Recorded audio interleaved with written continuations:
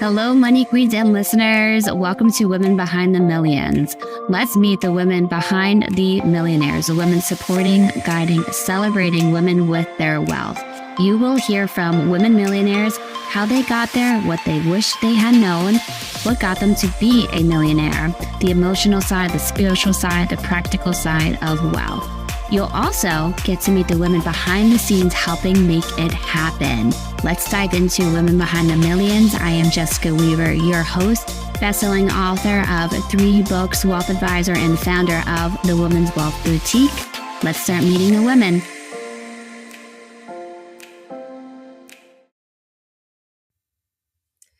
Ladies, what happens when there's no room at the table for you? Do you push and fight your way in, blending in like everybody else, or do you leave and build your own damn table? I'm Jessica Weaver, your host of Women Behind the Millions, and welcome to a new season of our TV show where we are looking at our newest Financial Trendsetters. That's right. We have our 3rd book on the ensemble of Financial Trendsetters, which also means our 3rd scholarship that we are raising money for, trying to get more women into the industry. It also has morphed into a mentorship program. I'm mentoring 2 women in college right now. We have exciting news about our scholarship fund with a new partnership as well. So it just blows my mind to see how this has grown and evolved and more women joining forces. We've already sold out our 4th book in the trilogy on the ensemble of Financial Trendsetters. It is incredible. We also have our new Financial Trendsetters Next Generation, where we have 10 children. They're all kids of financial advisors, a lot of them trendsetters, and their children are going to be writing a children's financial literacy book written by kids and for kids. And then they're going to be able to go into their own schools and communities to teach this program to their peers. So think of the confidence boost, but also just amazing conversations they can have with their peers, with their families at home, so they can learn more and more about money in a very virtual world of money. Well, tonight we have with us the lead author of Financial Trendsetters 3, Nora Gillis. She is a regional consultant at AssetMark. She's been with for over 13 years. She's also is a best-selling author. She's been in Financial Trendsetters 1, Rise and Find. We have her here in Financial Trendsetters 3. So let's bring her on stage. Hello, Nora. How are you tonight? Hi, Jess. I'm great. How are you? I'm good. It's good to see you. And all of you watching here, you can see a QR code. You can scan that to get all the information on Financial Trendsetters, where to buy it, where to find it, but also your guide on how to step into thought leadership for you, no matter where you are in life, no matter what industry you work at. But tonight, it's all about the women in finance, right, Nora? Yes, it definitely is. That's the Financial Trendsetters series. I was really, really lucky to be part of the first one that started this, Financial Trendsetters 1, which was 2-ish years ago. Now, right? It seems like yesterday and also forever ago. And I've just loved being involved in this process because I'm a woman in finance. As you mentioned, I've spent my entire career in financial services. And I'm just really, really passionate about hearing other women's stories in this industry and talking to other women about their money situations and how they look at finances. And what does that mean in their lives, and in their day-to-day lives, and in the bigger picture of sort of their hopes and dreams and life goals. That is beautiful. I feel very grateful to have met you several years ago, probably 2022, 2023. And I feel we were really brought together with this common goal of bringing women in the industry together, fostering these relationships, helping them not just survive, but thrive throughout it, and bringing women together through different kinds of events. You've been a huge advocate for us female advisors. So thank you, Nora, so much for being there, for helping us, supporting us, and always having our back. It's just incredible. Yeah, no, it's been great being part of this community, and meeting leaders like you and other women who are also very motivated and very driven by lifting other women up and helping them achieve what they want to achieve and mentor them and sharing both struggles and successes. I find that in conversation and in sharing our own experiences, that's how we all learn and all benefit. And that's the power of the community. Yes. Even for yourself, Nora, from Financial Trendsetters 1 to being the lead author of our third book in the series, you have had this own transformation. I've seen you're speaking on stages more, hosting panels, being really engaged with female communities at all different firms as well. Can you catch us up on what's been going on in your own life? It's been quite an adventurous, eventful couple of years. I write about that in this book. And it actually took me a little bit of time to figure out what I wanted to share, how much I wanted to share. And there was a part of me that thought, no, I don't know that I want to put this down in a book for everybody to read. But one of the things that I wrote about in Trendsetters 1 was authenticity and leaning into my own authenticity and how that's really helped me grow and develop and become so much more comfortable in my own skin. And after the book came out, I realized that there are some aspects of my life, my personal life, that were actually not authentic, where I was sort of brushing past things and just kind of putting things to the side and not wanting to share even with some of the people closest to me. And I had to make a decision to step into that authenticity and create a life going forward that really more aligns with who I am and what is right for me. So I went through a fairly challenging period in my personal life and a challenging divorce process to really create and get to the place where I want to be, where I need to be my most authentic self. And the value of going through that process, the book process and Trendsetters, and really putting down on a page what's important to me, what are my values, and then seeing those reflected back through the other authors and the other women that I spoke with. That really ingrained something in myself that said that there are things that I need to do that are challenging and hard, and I don't want to talk about them. And those things can be money, and those things can be personal struggles. But how amazing it is when we're able to share that with people around you and ask for support. And I had big parts of your amazing community rally around me and support me. And one of my co-authors in Financial Trendsetters 1 became my personal financial advisor through that process. And I write in this new book a little bit about how important that was. Sure.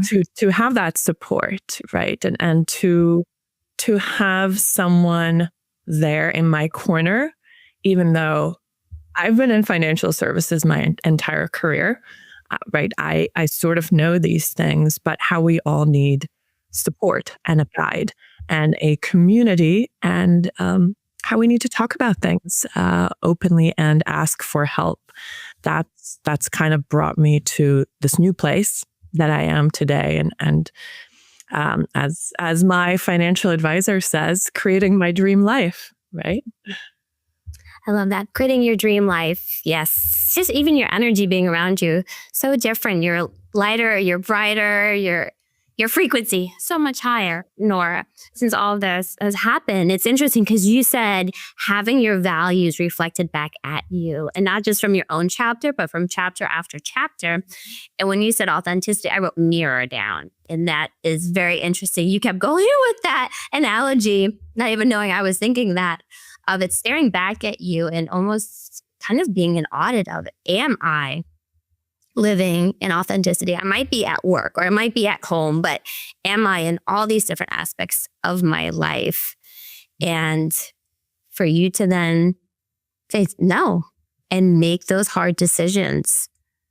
Yeah. Women would, sometimes we ignore it or we're scared. And then, as you mentioned, bringing on a certified divorce financial analyst to help you navigate it, even though you knew it. And I kept thinking too, yes, as an advisor, we know how to do these things, but is that always the best option to do it ourselves, or to bring in people that want just to know it's not all on us to figure it out, which can feel a lot of pressure.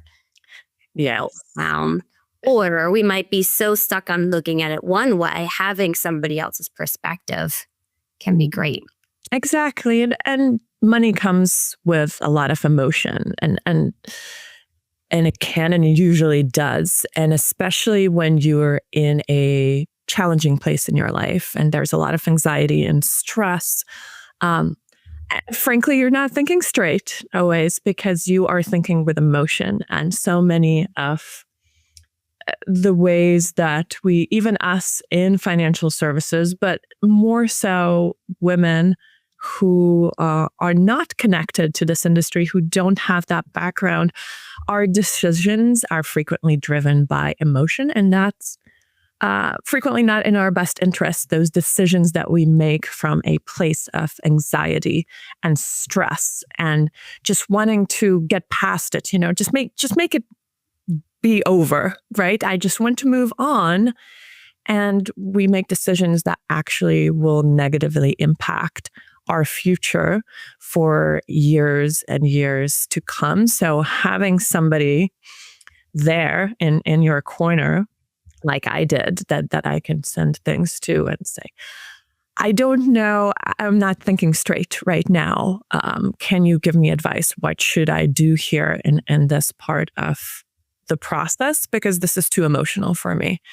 I'm not in a good mental place. I'm not in a good emotional place. And I need somebody else who has my best interests at heart and who knows these things to take a look at it for me and give me some advice. Now, I don't have to follow that advice always, but it's there. It's there as that extra support. And a few of our authors and trendsetters, 3, share stories about clients. I think there was one that specifically stuck in my mind about a woman going through divorce, and it was quite amazing to read from Amy how that story evolved, and I certainly related to that. Where this woman says, I don't want to fight. I don't want to go through all of this. I'm just going to kind of just take whatever is there, go the easiest way, take the easiest way out, not really thinking, essentially, in that moment, just thinking with your emotions, and now thinking about how that's going to affect her children, their lives down the road, and then having Amy be there and be able to provide some advice and how that story evolves is something I'm really, really excited for everybody to read. It was quite amazing. It was a fantastic chapter. I mean, there were plot twists throughout it, too. You thought it was going to go one way, and you're right. And I've heard this from a lot of women going through divorce. I just want to throw the towel in. Yep. I've been at it for too long. It's cost me a lot of money with the attorneys. Oh, yeah. I feel so stuck. Nobody's helping me. And there's that conflict, like that choice. Do I keep going? Do I value myself enough to keep going? Or am I just going to throw the towel in for it? And that's what I love about the Trendsetters. We're going to take a quick break and talk about what to expect with these amazing ladies who took that risk, are living their legacy, not just leaving a legacy, but living every single day. And that's how I feel about you, as well, Nora. So quick shout out to the Pink Fix shop, where you can also get the Financial Trendsetters tank top. Welcome to the Pink Fix shop, where rebels, trailblazers, and legacy builders find their voice in every sip, stitch, and page. From best-selling teas to manifesting mugs, every item is designed to spark conversation and celebrate your story. Start building your legacy in style, only at pinkfixproductions.com. All right, we are back with Nora Gillis, lead author of Financial Trendsetters 3. And we just gave you a little taste of one of the chapters. It was a great chapter. It's one that really sticks out to you in your mind, because we all have either gone through a divorce or know that friend who's gone through it. Mm-hmm. And it was a tough, challenging one as well. Nora, what are you most looking forward to with this new season of Women Behind the Millions featuring these amazing trendsetters? I am just so excited every time we continue to feature more and more stories, authentic stories of women and in this business as financial advisors and other roles in financial services. And how they got there, what was your path? How did you get here? Why are you doing what you're doing? Because the way that we relate to each other, to other women, and the way that we learn, frankly, and internalize ideas in the best way is through personal stories. And it was just fascinating reading through all the chapters. You would think, these are all very successful women where they are today. So you would think that there's a very straight line. There's a very straight path. This is a certain method or formula that got to where they are.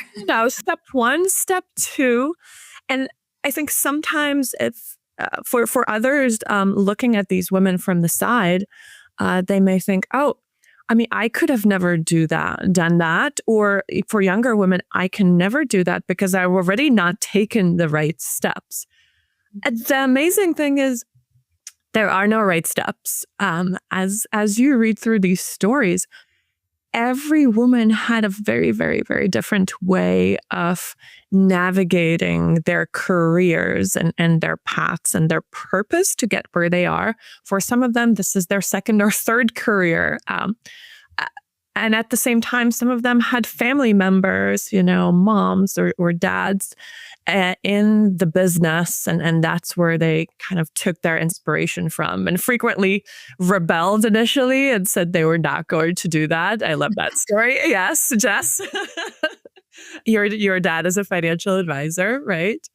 And how many different ways there are to arrive at where these women are right now and what they have accomplished, and how many different ways there are to approach what they do, financial planning, advice, how they look at the world of finance and how they help clients.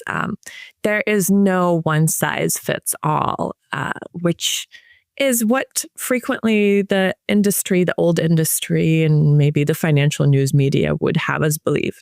If you are not wearing this kind of a suit, you are not a real woman in finance. And, if you're not wearing the right shoes and the right bag and speak with the right tone of voice and do not share anything about your personal life because that is unprofessional. Oh my gosh. There is this idea of what it means to work in this industry and what it means to talk about money and personal finance and all of that. And I love that the women in this book just completely, push all of that off the table like my cat would. I go, none of that. We are not doing any of it. We are doing it our own way. We are all arriving here in different ways, but what unites us is our purpose to help people understand their money, work towards their goals, create a legacy, not be stressed, like take that money anxiety away.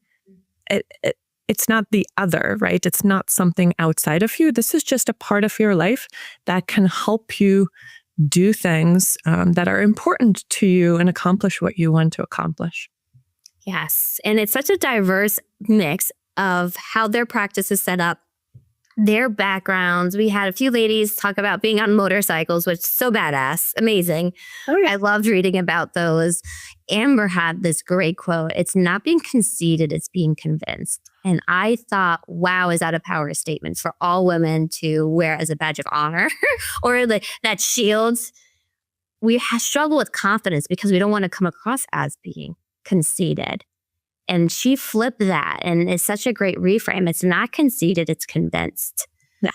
A lot of women taking bold steps of chance, buying a practice out of nowhere, reaching out randomly to people. As Sarah Elliott on her team, LinkedIn messaged me, that little small step, what's the worst that could happen? It gets ignored. She brought her come onto our team and she's been amazing. She's stepping into an advisor role. We have a Sarah who was a DJ. Punk rock DJ. Rock DJ turned accountant, turned advisor. And it is such a fun mix of women.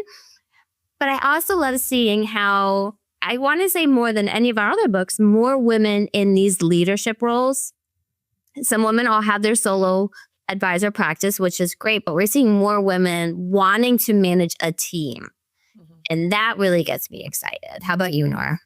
Yeah, I really picked up on that too. And I loved Amber's quote. That is something that I wrote down as well. We need that on a Post-it. I think good. Maybe that needs to be new merch in the Pink Fix shop. Yes. I'm just saying. I'm there. I'm with it. I do have my manifesting mug. Yeah. Not conceited. Oh, it's good. Yeah. Some of the things that I noticed reading through these chapters, reading through the book, one was just the power of saying yes to things, or to leaning in and just saying, I will try this. So many of the women write about, well, and then I got my life and health license. And then after that, an opportunity came up to join this office. And I said yes. An opportunity came up to study for my certified financial planner designation. And it was a lot of work, but I thought it was important. And I did that. So just saying yes to things, it doesn't always mean it will be the thing to get you to a certain place. But you don't accomplish things if you don't try. And it can be very, very little kind of educational things or direction that your career is going, but try. Give things a try. And I also love how stubborn or determined our women are in this book. There's a lot of adversity in there. There are a lot of situations of women being told, you don't belong here.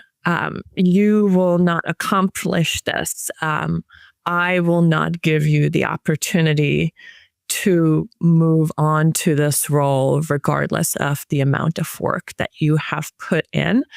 And the determination, even though I love the word stubborn in a way as well, of these women sometimes feeling down and sitting with that emotion and then saying, but no, this is important to me.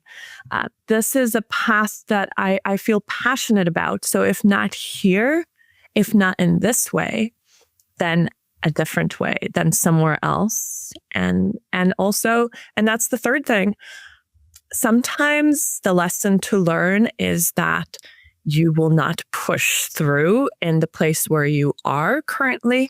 So you need to change. Sometimes there are things that you need to give up on because you're just banging your head against a wall. And there are too many barriers. You can go and create your own table. You can go and create your own path. And it is scary. Because it comes with a lot of uncertainty. But so many of the women in this book have done that and said, I took the leap. I bought the business. I left that office. I turned down that job that seemed like it came with a lot of security, but it did not feel right. It did not align for me. And I also did not see the long-term vision of what this is going to do for me and my family. So I turned away from that and I went in a different direction, even though it seemed like a crazy thing to do, perhaps, at the time. Yes.